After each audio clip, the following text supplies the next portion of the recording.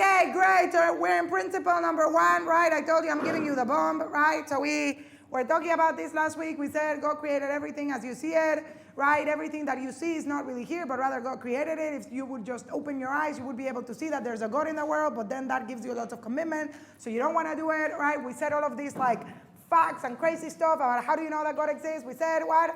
Trinchuantuan, who remembers this? Right? The probability of the world being created by itself is the same probability as you shooting an arrow to a 1 centimeter square, right? That is standing what? 15,000 millions. You like that one? Is that a good word? Lots of zeros. Light years away, which is 9 to a 10, whatever. But what happens? Most people don't want to see God, right? Now, we said all of the philosophy, and then I said that I'm going to throw at you a bomb, because in every principle, I'm going to give you the philosophy, and then I'm going to tell you a crazy lesson that affects your life forever, and if you ever pay attention to it, that is crazy, okay? So let's just say the few things that we said so that I could throw at you the bomb, right? We said pretty much, God created the world. God's existence is not dependent on anything, but rather everything existent is dependent on God. This is why by God we call him the first existence, because he's not created, he's just an existence. And by everything else we call them creations. A creation means it's dependent on the one creating it, just as light is dependent on its energy. Therefore, even though you see it as being there, it's not really there, because it's relative, it's not absolute. The difference between something absolute and something relative is that something absolute is. Something relative is as you perceive it, but it is not it. You understand? Right? And therefore we say, everything that you know as what you know is not really what you know. Because God created it in the way that it is, but God could have created it in any other way, right? And therefore, it is not absolute. It is not, it is not something that is, right? We said lots of these things. Therefore, we also said that if God is creating everything at every moment, then God could just choose to create everything at every moment in a different way, right? Which therefore, this gives you a crazy idea for your own life.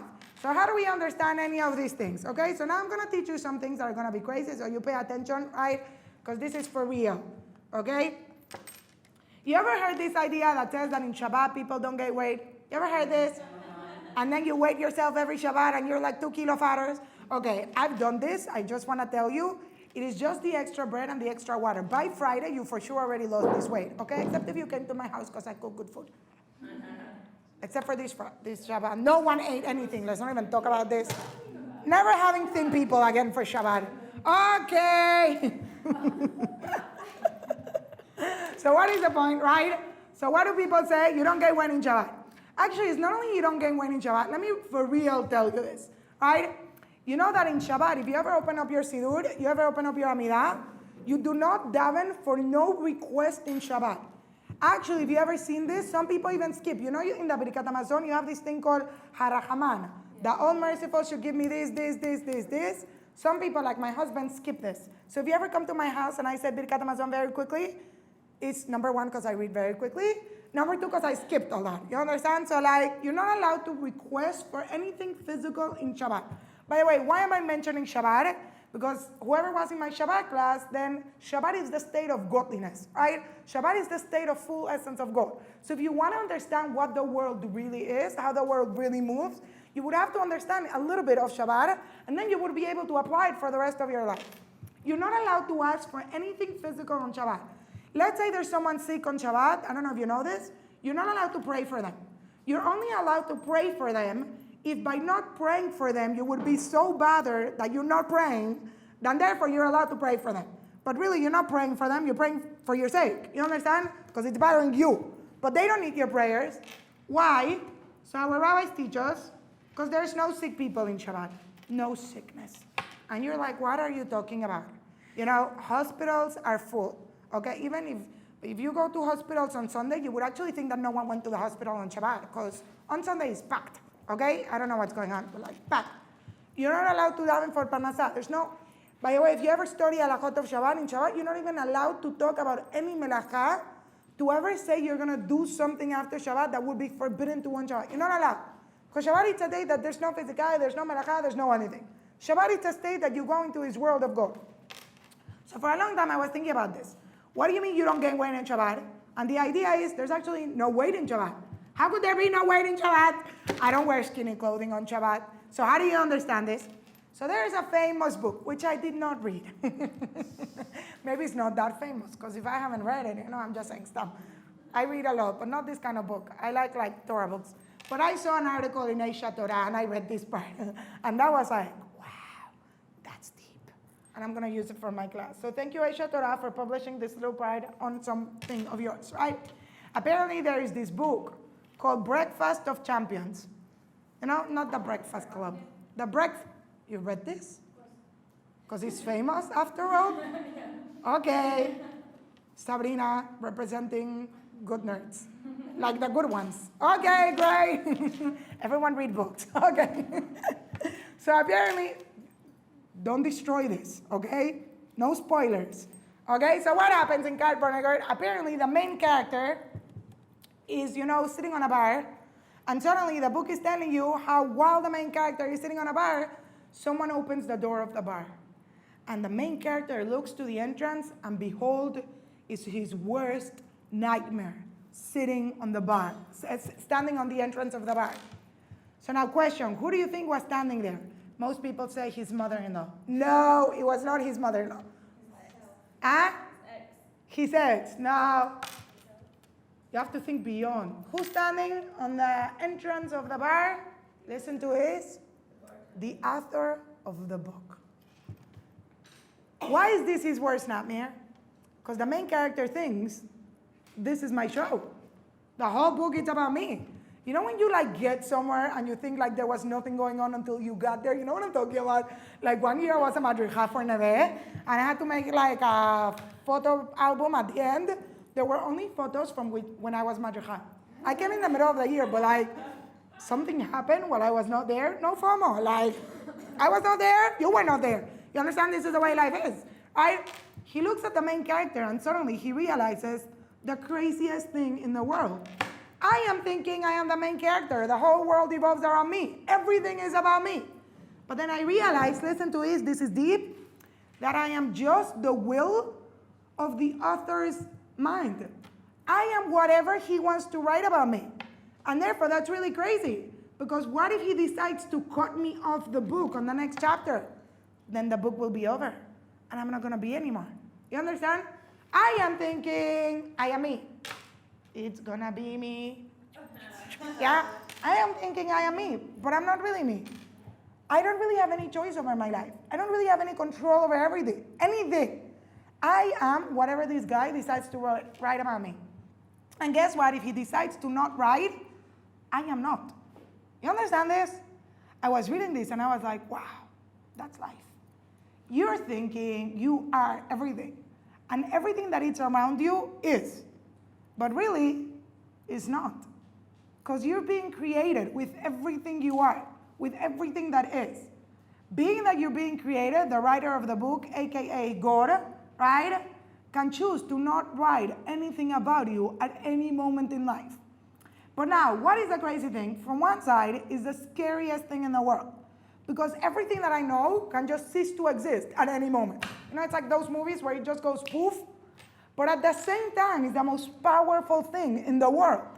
Because now I understand that if I'm friends with the author of the book, if I'm really close to him, I could get him to write what I would like him to write. You know, and he could just change the story. And if in the story I wasn't able to get married, I could just talk to him and be like, hello, I would like a wife. What do you think about that? You know, and therefore you just write a wife for me. That's your entire life. Your entire life, you're thinking there's not. No. Everything is really an illusion. But I'm going to tell you what is the trick. An illusion is as real as you think it is. You make all of this world be as you think it is because you're holding on so tight to it that you think it is like that. But by definition, if it's being created, doesn't it mean it is not? Yes or no? If it's being created, doesn't it mean it is not? Doesn't it mean he could just create anything else? Yes or no? Of course it could. That's exactly your whole entire life. That's what this principle is telling you. There is an existence that existed that gives birth to every existence and created everything. He could just create everything the way that he wants. But being that you're so involved in this world, you're so in it, you cannot see beyond this because you think that this is what is real. But what did we say? If God created the world, yesh me'ayin, it means that everything that you know as something was created. If it was created, it is not. You know what the Torah says about Shabbat? You don't get wine in Shabbat. Why? Is weight a physical creation? Yes. Is physicality created by God, but also not necessarily godly because it's something that it's opposite of what godliness means and godliness represents? Yes, because it's physical, it's not spiritual, right? Therefore, does weight exist? Yes or no? Weight doesn't exist. But you know what happens? And I've done this, by the way. You know when you have like an imaginary friend, did any of you have these issues when you were little? It is okay, you could still go to therapy. If you see a kid that has an imaginary friend, right? Does he think he has an imaginary friend? Will he behave as if he has one? Yeah. Of course he does. For this kid, of course he does. Now, is a friend there? No, but it doesn't really matter because for him it is. You understand that? That's your whole entire life. Being that you believe, like really believe, as I said with Emunah, in everything that you think has existence, then what happens? It is for you. But really it is not. You're just making it happen for yourself. This is what happens with pain and suffering. By definition, isn't pain also a creation? Yes or no? And we'll talk about this in principle number 2, by the way. But isn't pain also a creation? By definition, if the only thing that is God, isn't God pure light? Yes or no? Isn't God pure goodness, whatever that means? Yes. Doesn't that mean that everything that is not goodness, everything that is not godly, every single limitation, physicality, time, space, doesn't that mean that it is created? Yes. Therefore, doesn't that mean it doesn't exist? Yes. But you know what happens? You keep on making it existing because you think it is real. You live according to his rules, and therefore you make these rules real for you. I really want to tell you an example. Let's go back to a way.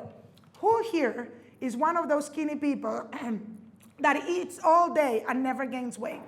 Anyone wants to be an example? I really need you to help me, guys. I can volunteer, Ellie. Great! Ellie, you're the volunteer! Beautiful!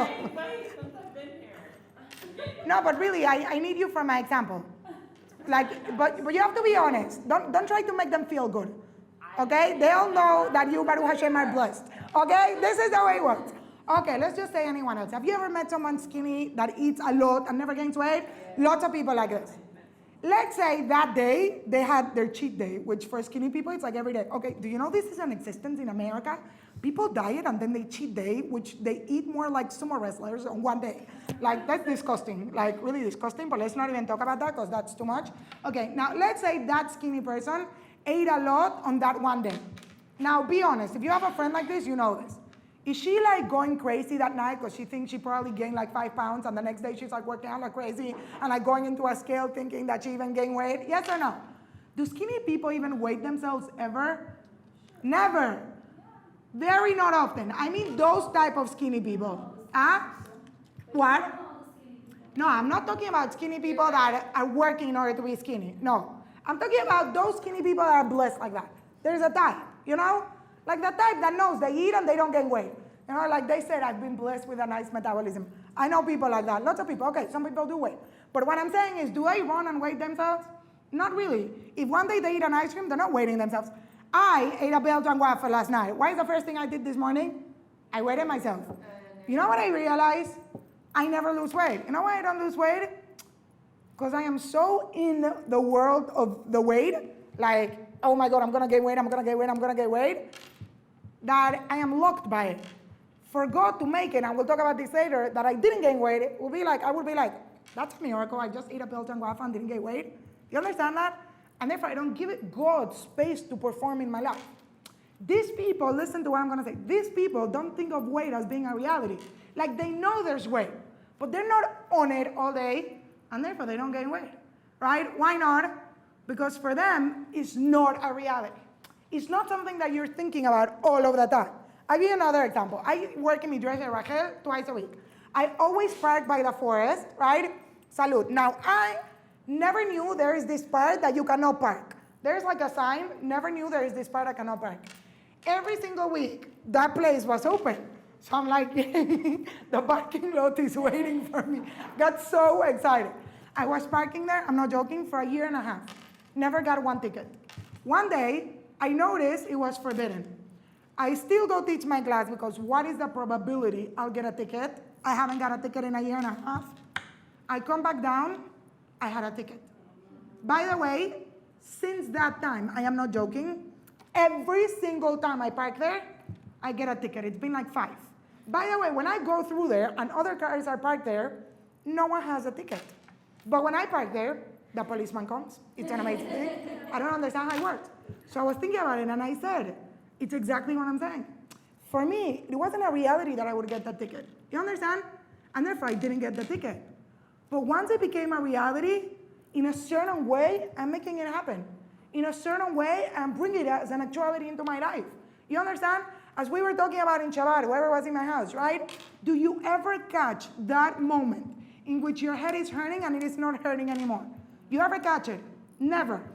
You ever catch that moment in which you have cramps and then you don't have cramps? You ever catch it? Never. You cannot catch that moment. You might think like it's hurting you less, but you're dying, and suddenly when you, what does everyone says? Put your mind away from the pain, right? And suddenly when you go back to thinking about the pain, you're like, wait, I had it. I had a girl last semester, I was teaching something about this, and she told me, like before she came to Neve, she had a very big like pain in like her hips, I don't know what, so her mother said she should go check. The doctor said it could be something wrong, but maybe it's not something wrong, whatever. Then she came to Neve. She was not thinking about it. She didn't have this pain. One day she's talking to her mom on the phone. What does her mom says? How is your pain? From then on, it started hurting her every day. She wasn't thinking about it.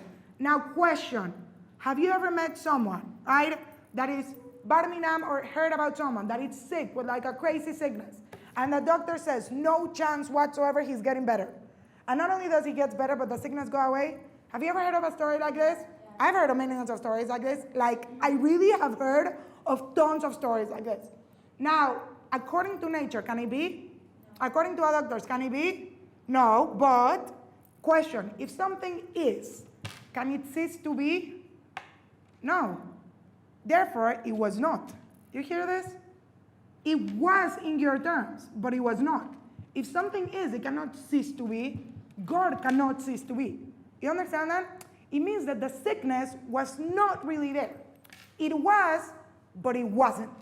Not in the same way. If you want to think about the example, it's like looking at the moon.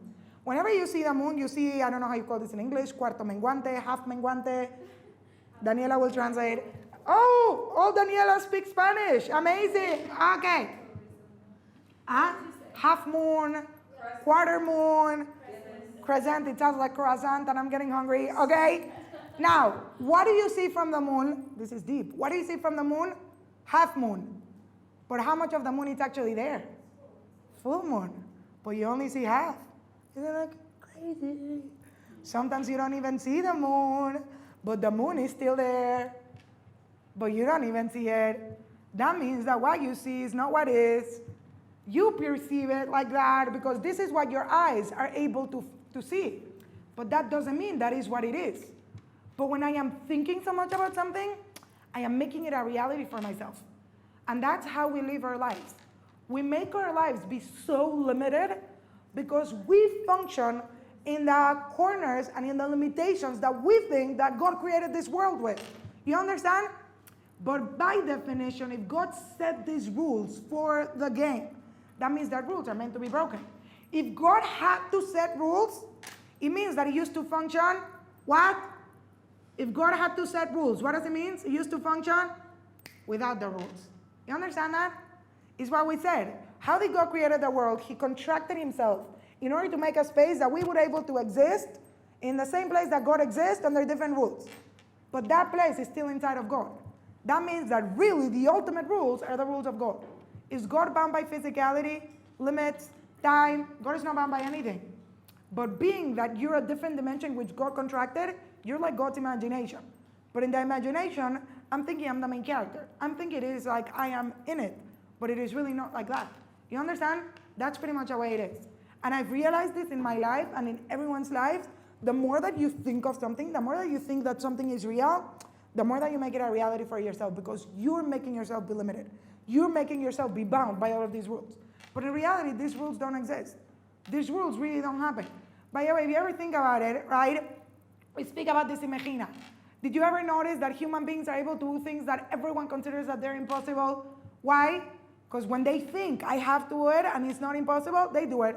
You know, Batia, right? When she was going to grab Moshe, she stretched her arm. It's impossible for your arm to stretch that far. But she realized something. I have an arm, and my arm is limited. But God could have given me a longer arm if He wanted to. And therefore, if God wants my arm to stretch at this point, it will stretch. But you know why God stretched her arm? And this is very important, because she understood that God could stretch her arm. She understood that God could do it, and therefore God did that. But you don't get it this way, and therefore you don't do it. I have to tell you this. I was teaching this class the other day, long time ago, whatever. So I said, I am such a fakey, I'm teaching this class, I don't live by this. And my example is like weight. I pretty much weigh myself every day, like pretty much. But if you know my sister, she also weighs herself. In our house, we all gain weight after breathing, because we're all obsessed with it. It's like an amazing thing, you know? So I taught this class and I said, that's it, I'm not weighing myself for a month. I'm not weighing myself. I was really good at this, I was so proud. By the way, I was working as a madrika in these groups that they took us to eat to every restaurant you can imagine. I wasn't able to exercise for 3 weeks. Okay, now, if you know me, if I don't exercise for 1 day, I'm like already thinking I'm gonna be fat and this, I don't know. My husband, whenever I don't wanna exercise, he's like, please go exercise. Like, he doesn't wanna deal with like depressed Raquel, okay? I didn't weigh myself for 1 month. I wasn't even thinking about it. Like, I was just like, you know what? Part of it is also not thinking about it. Part of it is, it's not a reality. Can God make it that I eat whatever I want and I don't gain weight? Yes, there are tons of girls that do this. I am not one of them, but there are tons of girls that do this. You ever went to Panama? One time I went to like Argentina with like in my class trip with Panamanian girls. $1 was like 3 pesos. I don't know what it was. So in Argentina, there's like kosher McDonald's. This is when Argentina was good. Not that I want to criticize Argentinians, but like 10 years ago, you went to kosher McDonald's, amazing. Now you go to kosher McDonald's, there's no ketchup. Because apparently Argentina has this thing that the president doesn't allow things to be imported in. My husband tried to explain to me, I don't get so much politics, but I understand. No ketchup. I ordered a sundae, they gave me whipped cream. Whipped cream! Not even caramel. I wanted to cry. No caramel in my whipped cream, it was disgusting. The point is, I went with all of my skinny friends. I'm not joking. We had like $10, which is like 30 Argentinian coins.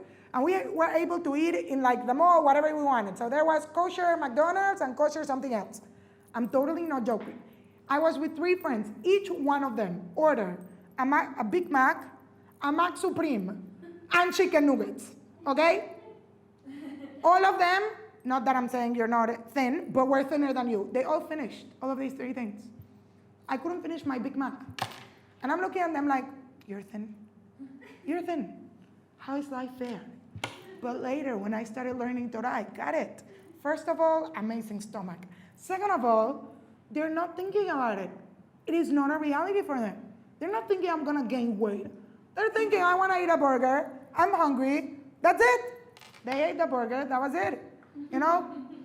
I'm not joking, they didn't gain weight. And I saw it. By the way, after this month, I ate every single day out with my group, many meals. Did not exercise once. I did not gain 100 grams. I was like, wow, this works. I'm never weighing myself again, like ever. And I understood why. You know why? Listen to this, because I'm going to tell you something crazy deep. Pay attention. And by the way, this is only my prayers class, but you're not going to be in my prayers class, so I'm going to give you a little bit of a hint. The Rambam says, listen to this, a Jewish person has no chelek in the Jewish people, listen, until he understands that miracle and nature are exactly the same. You heard this?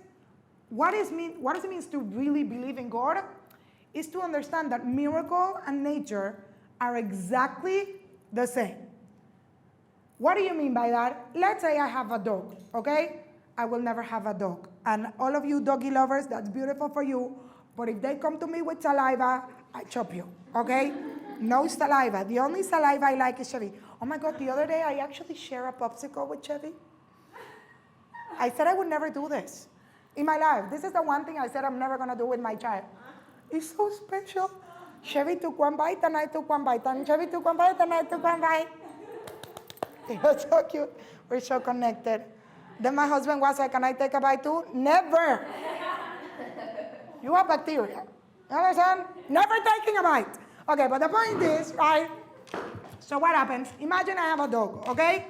What I'm gonna say sounds very simple, but this is the key. This is deep. Pay attention. Imagine I have a dog, and I've trained my dog that whenever he wants to eat or get a treat, what does he need to do? He needs to bring me my slippers, okay? So now imagine you're the dog, because I'm not gonna be a dog. I'm joking, right? So every time you come and bring me my slippers, I throw at you What do I throw at you?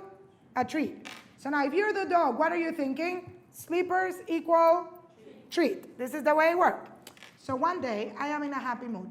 So before you bring me my slippers, I throw at you a treat. What is the first thing that comes to your mind? Wow, what a miracle. Yes, is this what you're thinking? This was totally a miracle. Now let me ask you, what changed? Listen to what changed. My will changed. I willed it before that I'm going to make a certain rule. What is the rule? Slippers equal treats. But that was my will, yes? When I gave you a treat without giving me the slippers, that was still my will. But it was my will being willed in a different way. You got that? Nature is when God wills his ways in the same pattern over and over again. Miracle is when God wills his way in a different way. But it is still God's will. And therefore, when you get this, really there's no miracle. Really there's no nature. Really there's just God. And at the end of the day, God could do whatever he wants. And now I could live in a world that I could go down to the bus at any hour and the bus will be there waiting for me. Why? Because God is not bound by time. God could make it that the bus will be there at any hour I want. And God could make it that if I eat a burger, I'm not going to gain weight. And God could make it that bar minam, if someone has cancer, they will not. Because it was God's will that they should have cancer. But God's will could be that they don't have cancer. You understand? Now, by the way, there's a little failure in what I'm saying because God doesn't change his will. You understand this? Right? God does not have change because that is imperfection and that we're going to talk about in principle next. But it's for our understanding. It is God's will. God could will whatever he wants. He's not bound by anything. You know, there's a famous story in the Gemara, and this is what we used to explain the difference between nature and miracle. Everyone knows this story, and everyone gets the catch, but no one really gets the catch. There's a famous story of there was once a famous rabbi called Rabbi Hanina ben Dosa. What happened? It was Hanukkah or something, or Shabbat. So they were about to light the candles, and his daughter comes and says, Dad, we don't have oil to light the candles. So the father says, fine, what do we have in the house? So she says, we have vinegar. So the father says, no problem, light it with vinegar. So she says, but vinegar doesn't light. And he said, right, quote, the God that made the oil light will make the vinegar light, okay? And therefore, what happens, okay? They lit it, and it lit the whole time with vinegar. So Torah tells you, wow, amazing. Why did it happen? Because he believed. You know why did it happen? Imagine he saw the lights lighting with vinegar. Was he like, wow, this is so cool? He probably didn't even pay attention to it twice. Because he was like, of course they could lit. You understand? This is why they lit. Because for him it was like, of course they could lit. There's no problem that it could happen. That's what the Rambam is saying. When you believe the miracle and nature are exactly the same, even though we call it in a different way, when you believe they're exactly the same, you live a life in which there's no limitations. You live a life in which you're allowing God to do everything. But I want to tell you a very important rule. By definition, God will not do for you pretty much ever anything you would consider a miracle. You heard what I just said? Let's go again. By definition, God will pretty much, that means there's a little space that he will one time, but pretty much never do for you something that you consider a miracle. Why? Because would that force you to believe in God? Yes or no? Yes. And therefore, that would affect your free will. So God will not do it. You understand? But if for you, it's like, of course he could do it. But God could make anything right. Of course he could do it. Then he'll do it right. He'll do it for you. Because for him, there's no difference. By the way, why does oil light? Because God decided that it should. Yes? Yes? That's exactly the point. If God would have decided that something else light. By the way, did you ever notice that in science, you will always reach a point that this is just the rule and there's no way of explaining it? Because that rule, it's pretty much saying that that's the rule that God set. You understand? Because at the end of the day, that's the rule. At the end of the day, there's no way of explaining this rule because that's how God said it. This is why, by the way, in Hebrew, if you ever check this, every name of God represents something else. Yes? If you ever open up all of the creation of the world, right? You're going to see that the only name of God that God uses is Elohim, okay? This is pretty much Elohim, yes? I'm going to write it like this. This is the only name that God uses through all of creation. You know this? Why, right? Every name of God denotes a certain quality or characteristics or part of how God runs the world. The name Elohim, right, is the same numerical value as the word Hateva. Anyone knows what Hateva means? Nature. Because Elohim denotes judgment. Judgment is the way nature runs. Action, reaction. There's no action that has no reaction. But now, you know what happens? Being that every single action always causes the same reaction, you forget that there's someone causing that action should have that reaction. Because it's so automatic and so natural for you that you forget that there's someone that set this pattern. And therefore, all of creation, no other name of God appears. Because the way that the world is run is you would be able to say that there is no God because it runs. But exactly that perfect order is exactly what is spelling out that there is a God. But that's exactly what we use in order to say, no, it just happens. This is the way that it is. Nature is there to hide God. In a way, it's also there to show you God. But why does it hide God? Because you're so used to it that you don't notice what it is anymore. This is why we said, if God had to hide himself, it means that before he was hiding, it was totally revealed. If you have a fridge, it always makes the same noise, so you don't notice the noise anymore. But that's exactly what he's saying, that the fridge is working. The noise that you don't notice anymore. You understand? If the noise would stop, you would realize that the fridge is not working. But because the noise is so constant, you don't even realize that there's a noise, that the fridge is working. That's exactly what nature does. Nature is used in order to hide God because it shows you a pattern. But the whole point of the pattern is, I made it so that you think I am not here, but I made the pattern. You understand? When you understand that God made a pattern, you go beyond that. Because really, God could make any other pattern. You understand? God could make anything else. This is why, let's go back to it, right? And by the way, you should apply this to everything in your life, specifically prayer, but I'm not teaching you a whole prayer class right now. But if you ever think about it, and we have 7 minutes, right? Rabbis say that God created the world yesh me'ayin. What does yesh me'ayin means? Something from nothing. Yes? Meaning everything that you know was something was created, and therefore you call it something, but really was created. Yes? Now, our rabbis say, what is the whole purpose of prayer? Right? And again, I would teach this after 10 classes. I'm just throwing at you the bomb now, but I would teach this after 10 classes. Our rabbis say, what is the whole point of prayer? To realize that there's no one to turn to except for God. I'm going to say this again. To realize that there's no one to turn to except for God. And now your question should be, what? God wants me to pray to him? God has some self-esteem issues and he wants me to talk to him and not anyone else? What is the point of that? So you know when you're like wanting something or you're having an issue and you feel like against the wall? Have this ever happened to you? And everything you want doesn't work? And every single solution you looked for did not work? And you're like, what do you want? What am I going to do? Has this ever happened to you? You know why God does that? Listen to this. Because when you function in this world, the only solutions that you could see are solutions that already exist. The yesh. You know, whatever you see, there's something. But that something, it's limited. Because the definition of this world is that everything in this world is limited. Everything that you see is, but there's nowhere to go beyond that. Everything is limited. Everything is. But God says, I don't want you to just look in what exists in this world. Listen to this because this is really going to change it. Right? The first Rebbe of Lubavitch, Shniur Salman Deliadi. You ever heard of him? Oh, we mentioned him in Shabbat. Everyone is connecting today. Amazing. Right? You know what he said? Listen to this. You see the world as being created, yesh, me'ayin. Something from nothing. He says, you're making a mistake. The world is not created something from nothing.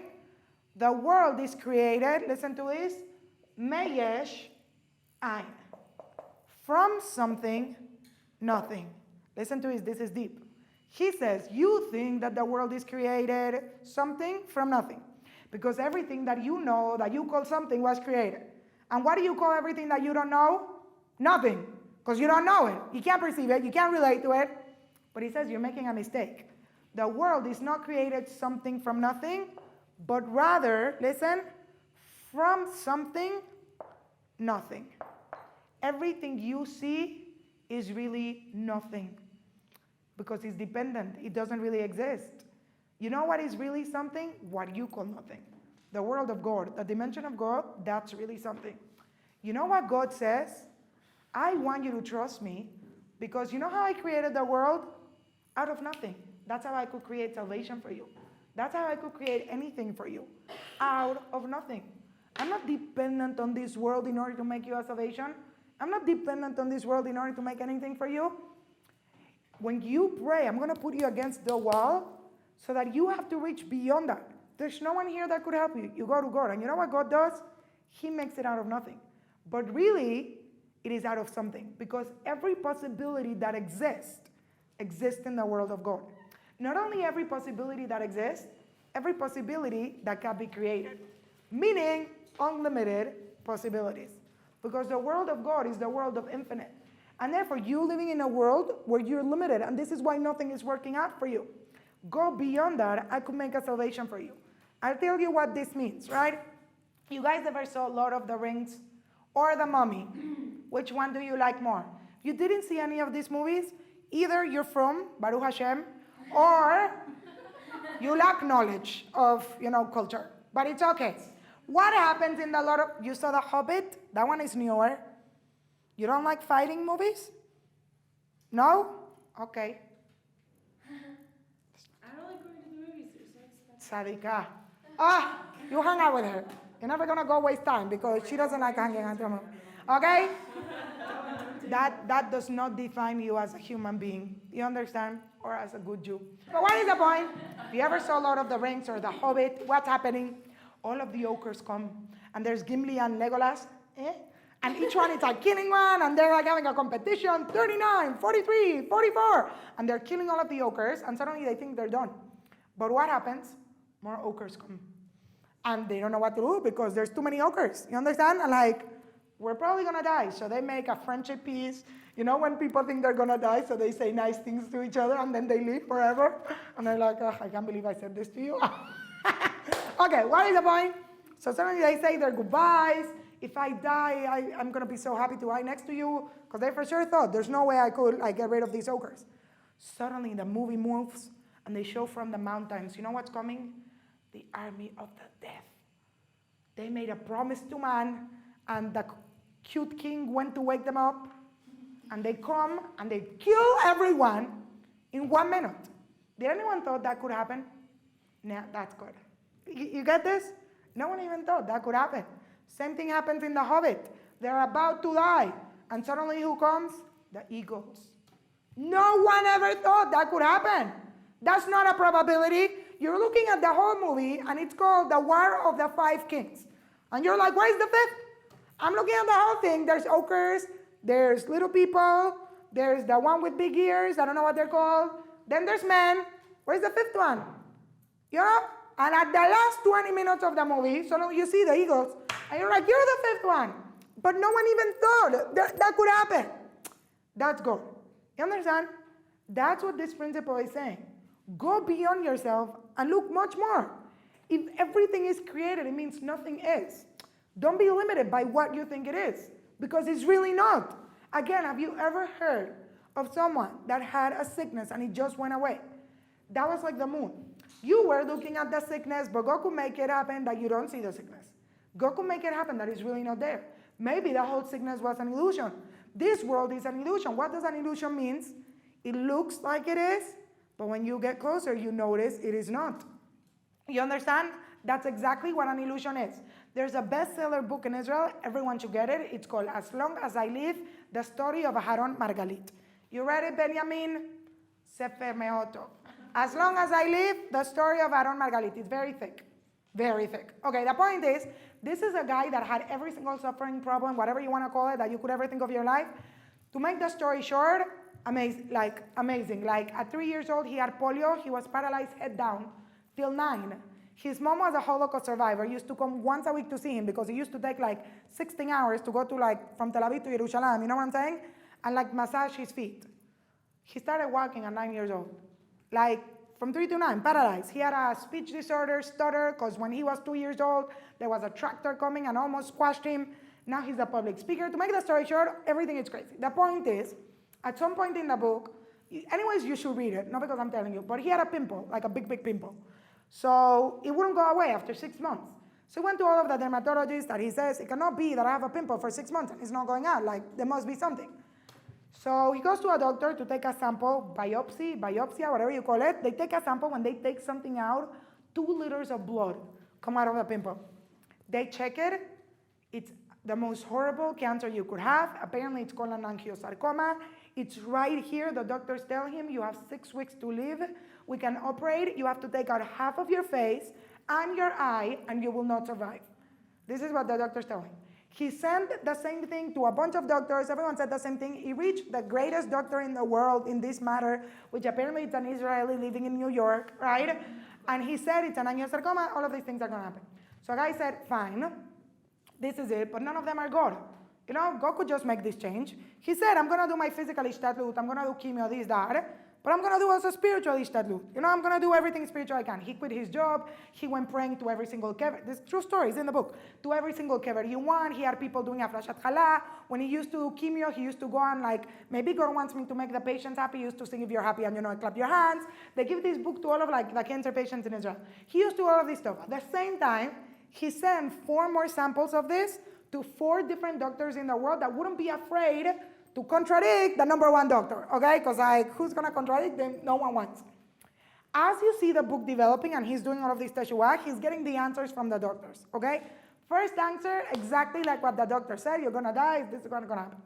A week later, he gets a second answer. This is only like 6 weeks. Second answer, it is an angiosarcoma, you do have to operate, maybe you live for 3 months. It's like, okay, hope, you know, whatever. Next answer, it is an angiosarcoma, but you can operate. You don't necessarily have to lose your eye. Third answer. The story continues. Fourth answer. This is the one I want you to hear. I am not joking, by the way. I am not joking. You know what's the 4th answer he gets? He gets it from a doctor in Hong Kong. This is what the answer said. I have no idea why they're making such a big fuss about a pimple. This is the answer he got. By the way, he survived that cancer. Then he got another cancer 2 years later, survived that one also, like totally gone, okay? You read the book, you're like in shock. You know why this happens? Because what did I tell you last time? You know what's the one thing you need in order to live? And I'm done. Tzadik ve'emunato yichiyeh. You have this on your pages somewhere, right? A tzaddik lives by his emunah, yes?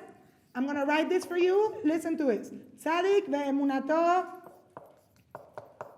okay, this marker doesn't work well, but you check this out. The whole Torah could be reduced into one mitzvah. The tzaddik lives by his emunah. Yes, if you have emunah, you have everything. What's emunah? We said knowledge of God. You don't know just believe in God. You know God. For everything else, there's MasterCard. Yeah, everyone remembers? Say our rabbis do not read it as a tzaddik lives by his emunah, but check this out. Tzaddik ve'emunato yechaye. A tzaddik with his emunah makes life. You heard that? A tzaddik with his emunah makes life. What you believe is what you create. Because really, God could do anything. When you have emunah, you create. You don't just live, you create a different reality for you. Because reality could be anyway. Because it's relative. You understand? Beautiful. Thank you. Think about this, because this is like a bomb. You don't just go, this was a good class. No. You swallow this, okay? And you chew it over dinner and over all of your cakes and eat and be happy because there's no way. You understand? And Ellie will give us our chocolate.